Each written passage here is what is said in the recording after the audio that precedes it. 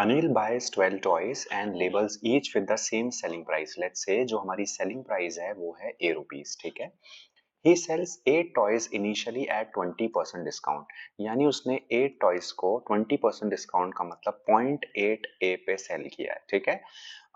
Then he sells the remaining 4 toys को उसने sell किया है additional 25% पे, यानी 0.8 A जो था इस पे और 25% का डिस्काउंट दे दिया, यानी इसके 3/4 प्राइस पे सेल किया. 25% कम कर दीजिए, 75% विल बी लेफ्ट आउट. तो ऐसा करने से जो टोटल अमाउंट उसको मिलता है वो मिलता है 2112. गाइस, एक चीज तो यहां से आप ए की वैल्यू कैलकुलेट कर सकते हो. दूसरा, स्ट्रेट अवे आप कॉस्ट प्राइस भी निकाल सकते हो, क्योंकि क्वेश्चन कह रहा है उसको 10% का प्रॉफिट हुआ, यानी 2112 जब मेरी सेलिंग प्राइस है और 10% का प्रॉफिट हो रहा है. So 10% यानी 1.1, this can be written as 11 by 10 of cost price. तो यहाँ से मैं cost price कैलकुलेट कर लूंगा. 11 1 जा 11, this is 10 101, 11 9 जा 99, 2 times. So cost price की वैल्यू आ जाती है 1920. This is my cost price. Okay. Now let's find out A.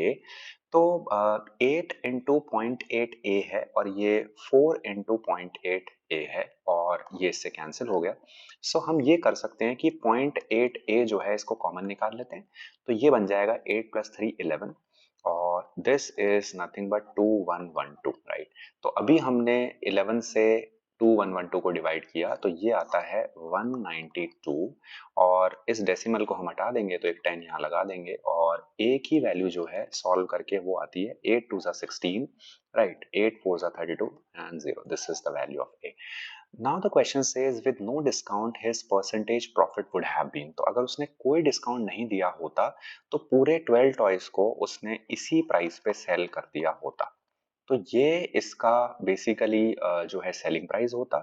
Cost price इसकी होती 1920, राइट. तो फाइनल अपॉन इनिशियल माइनस का 1 इंटू 100. बस अब हमें इतना सा कैलकुलेशन करना है, राइट.